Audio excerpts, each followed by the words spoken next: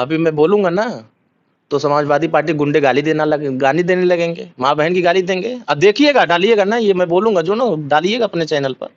तो गाली देते हुए सब वही पाए जाएंगे जो अधिकार लूटने वाले। और इनका चरित्र भी वही है अधिकार लूटने वालों का, कि अगर कोई अधिकार मांगने की बात करता है तो उसको गाली दे करके उसको किनारे लगा देते हैं। तो ये इतिहास में है। श्री अखिलेश यादव जी क्यों नहीं गए सुप्रीम कोर्ट? जाना चाहिए ना, वो तो बड़े नेता है ना उत्तर प्रदेश में पिछड़े वर्गों के। राजपाल कश्यप को क्यों भेजे? वो कितने बड़े नेता हैं। वो अपने कश्यप समाज को टिकट तो दिला नहीं पाए 2022 में। पूछे तो थे कल हम उनसे, कितना टिकट दिलाए कश्यप समाज को, कितना टिकट दिलाए बंजारा को, कितना टिकट दिलाए अर्कवंशी बिरादरी को, कितना टिकट दिलाए नाई बिरादरी को। ये भी तो अति पिछड़े वर्ग के लोग हैं। सदन में जब इस पे चर्चा होती है तो श्री अखिलेश यादव जी और उनके चेले चपाटे विरोध करने खड़े हो जाते हैं। नहीं, सामाजिक न्याय समिति की रिपोर्ट लागू नहीं होनी चाहिए। क्यों? लूट रहे हो ना अधिकार।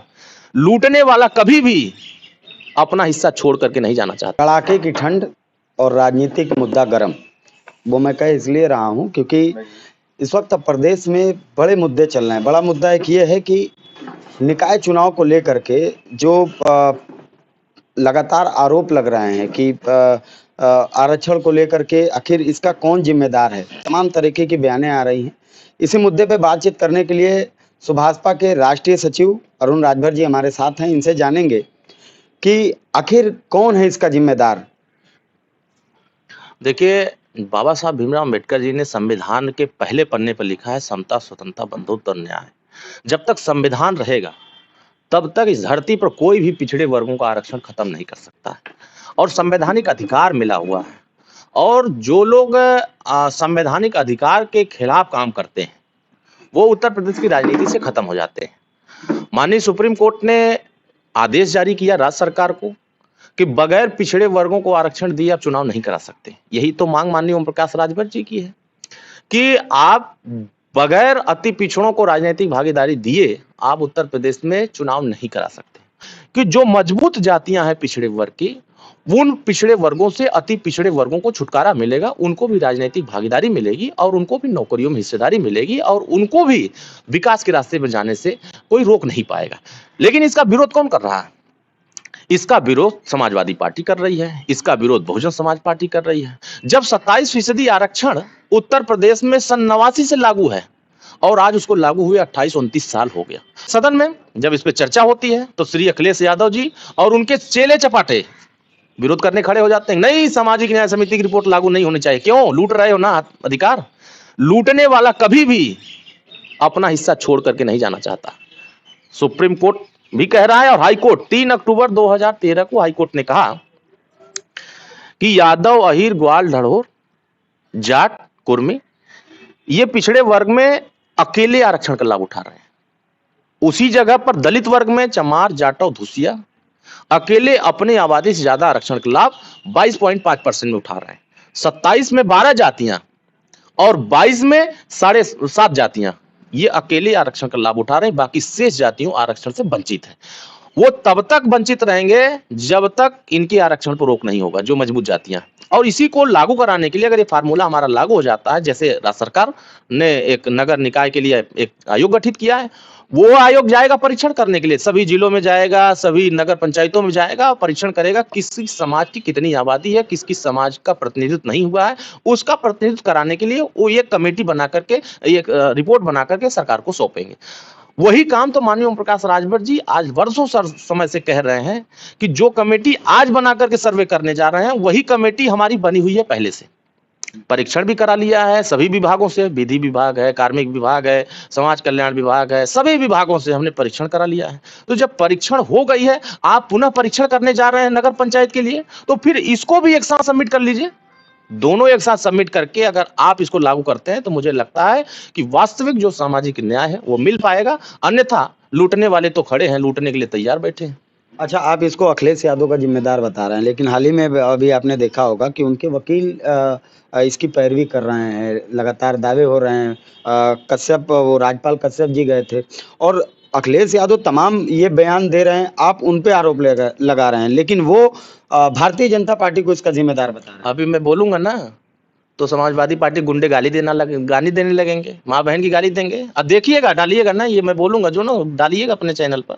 तो गाली देते हुए सब वही पाए जाएंगे जो अधिकार लूटने वाले हैं।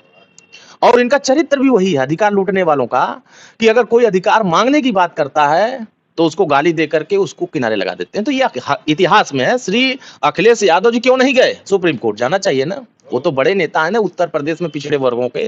राजपाल कश्यप को क्यों भेजे? वो कितने बड़े नेता हैं, वो अपने कश्यप समाज को टिकट तो दिला नहीं पाए 2022 में। पूछे तो थे कल हम उनसे, कितना टिकट दिलाए कश्यप समाज को, कितना टिकट दिलाए बंजारा को, कितना टिकट दिलाए अर्कवंशी बिरादरी को, कितना टिकट दिलाए नाई बिरादरी को। ये भी तो अति पिछड़े वर्ग के लोग हैं कि नहीं है? अति पिछड़ी तो मनबा नहीं करते हैं, ये सब अति पिछड़े हैं। ये राजा मानते हैं कि सब राजा हैं, ये पिछड़े वर्ग के नहीं है, ये सब राजा हैं, इनके पास कोई जरूरत नहीं है। माननीय ओम प्रकाश राजभर जी यही सवाल तो कर रहे हैं कि वो जाकर कुर्ता उर्ता पहन के कोट वोट पहन के फोटो खिंचा लेने से, सुप्रीम कोर्ट में पहुंच जाने से वो चीजें नहीं हो। राज्य सरकार तो खुद गई थी स्टे लेने के लिए, तो मुझे सबको पता था कि बिना स्टे लिए जो आयोग गठित हुआ है राज्य सरकार के द्वारा पिछड़े वर्गों को नगर पंचायतों में आरक्षण देने के लिए, बिना स्टे दिए, बिना परीक्षण किए, बिना ट्रिपल टेस्ट कराए आप आरक्षण नहीं दे सकते। तो उसी चीज को ये भजाना चाहते थे। देखिए इनकी षड्यंत्र बहुत बड़ा था। श्री अखिलेश यादव जी बड़े षड्यंत्रकारी हैं। उनका षड्यंत्र यह था कि हम जाएंगे, ये जो आदेश हुआ है सुप्रीम हाई कोर्ट द्वारा उसको जाकर खारिज कराएंगे सुप्रीम कोर्ट में, कि जो हाई कोर्ट कह रहा है उसी आधार पर चुनाव हो, ताकि मुझे मिल जाए चुनाव लड़ने के मौका, कि जनता को यह बताऊं कि ये पिछड़ा विरोधी भाजपा है। ये नहीं बताएंगे कि मैं पिछड़ा विरोधी हूं, कि मैं गया था सुप्रीम कोर्ट से इसको खारिज कराने के लिए, कि ये जो राज्य सरकार का हाई कोर्ट कह रहा है, जो इलाहाबाद हाई कोर्ट कह रहा है उसी आधार पर चुनाव हो, कि जनरल कैटेगरी में चुनाव सभी वर्ग के लोगों को, ये उसने फैसला दिया। लेकिन ये काम श्री अखिलेश यादव बड़ी चालाकी से एक व्यक्ति को भेजे वहां कि जाओ तुम लगा दो अपना नोटिस कि वो खारिज हो जाए और हम उस पर राजनीति करने आ जाए। उनको तो चारे खाना चित हो गए बेचारे। वो गए थे खारिज कराने, वो अपना अपील किए थे, एसएलपी दाखिल किए, सरकार ने पहले एसएलपी दाखिल कर दिया और उसी आधार पर स्टे हो गया। इनके आधार पर तो कुछ हुआ नहीं किया है, ये तो लत्ता बन के लौट आए, इनको कुछ भी नहीं किया। तो इसलिए लूटने वाले लोग पहले नहीं जा रहे हैं, जिसको नहीं मिल रहा है कश्यप को भेज रहे हैं, पाल को भेज रहे हैं, प्रजापति को भेज रहे हैं, उनको कहेंगे तुम आगे चलो, हम तो पीछे से लूट रहे ही है, तुम्हारी कोई जरूरत ही नहीं।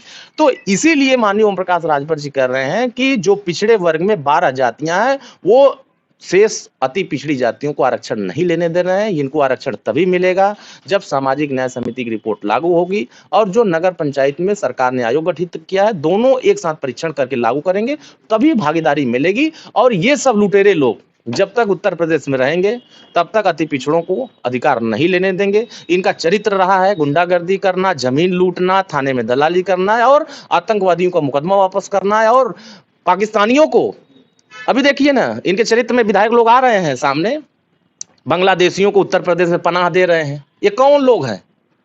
ये पिछड़े वर्गों के हितैषी हैं, ये दलित लोगों को हितैषी हैं, ये किसी के हितैषी नहीं है। ये पाकिस्तान से कनेक्शन इनका है, बांग्लादेशियों से कनेक्शन है। गए हैं जेल, 5 लोग पकड़े गए। उत्तर प्रदेश में निवासी बनाने वाले कौन थे? इरफान सोलंकी कौन है? समाजवादी पार्टी विधायक। तो ये है जनता के सामने इनका चेहरा आ जाता है कि ये अपराधियों के साथ है। हाँ, दूसरी चीज, कभी आपने देखा नहीं होगा कि किसी पाल के यहाँ ये जाते हैं तेरही में या किसी मरनी में नहीं जाते हैं। किसी राजभर के यहाँ देखा होगा नहीं जाते हैं, देखा? अर्कवंशी के यहाँ नहीं जाते हैं, बंजारा के यहाँ नहीं जाते हैं, नाई के यहाँ नहीं जाते। जाते कहाँ है? यादव जी के यहाँ और कुछ मुसलमान के यहाँ, वही जाते हैं और वहीं से कहते हैं कि सब हमारे संगे हैं। यादव रामाकांत यादव जी शराब तस्करी में गए हैं जेल, अच्छा काम करके गए हैं। माननीय ओम प्रकाश राजभर कह रहे हैं कि शराब बंद करना चाहिए, तो तस्करी में जा रहे हैं जेल। जौनपुर में इनके विधायक एक नेता हैं यादव जी, तेरही में गए। अभी जितने जेल में मिलने गए हैं, जो सीबीआई और ईडी जांच कर रही है, ये सीबीआई और ईडी की जांच से पहले ठिकाना ढूंढ रहे हैं कि कहीं भ्रष्टाचार का पोल हमारा खुल जाएगा तो हमको भी जेल जाना पड़ेगा। तो जेल जाने से पहले मैं उसका निरीक्षण भी तो कर लूं। तो निरीक्षण चल रहा है, आने वाले समय में देखिएगा कि भ्रष्टाचार एक एक उजागर होगा। नौकरियों में एक जाति को पनाह कैसे मिला है उसको भी, वो भी उजागर हो जाएगा। और क्यों नहीं लेने दे रहे हैं ये भी उजागर हो गया, सुप्रीम कोर्ट ने उजागर कर दिया कौन लूट रहा है। राष्ट्रीय पिछड़ा वर्ग आयोग जब गठित हुआ तो रोहिणी कुलकर्णी के नेतृत्व में एक आयोग गठित हुआ, रोहिणी आयोग। रोहिणी आयोग भी वही कह रहा है कि 27% आरक्षण में मजबूत पिछड़े वर्ग के लोग आरक्षण उठा रहे हैं, बाकी सब जातियां वैसे धक्का प्लेट है।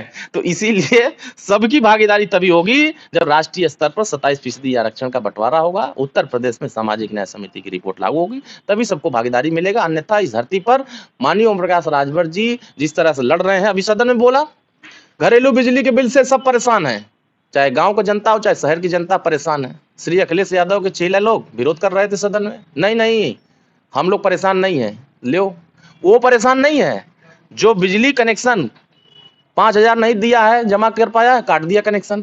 पूरे उत्तर प्रदेश में कनेक्शन कट रहा है, चिंता नहीं है समाजवादियों को और बहुजन समाज पार्टी पर। माननीय ओम प्रकाश राजभर अकेले लड़ रहे हैं और सरकार को यह बात बता रहे हैं। सरकार के सामने जब सदन में अपनी बात रखने का मौका मिला तो आप तो सदन से बाहर गए, मेहरारू जितवाने चुनाव गए थे, मैनपुरी जीत रहे थे, तो वो वहां चुनाव में व्यस्त थे और यहाँ सदन में जनता अपनी बात करना चाहती। तो ये जनता के सामने उजागर हो गया कि ये सब के सब सिर्फ और सिर्फ कुछ जातियों के अपने सम्मान के लिए लड़ाई लड़ते हैं।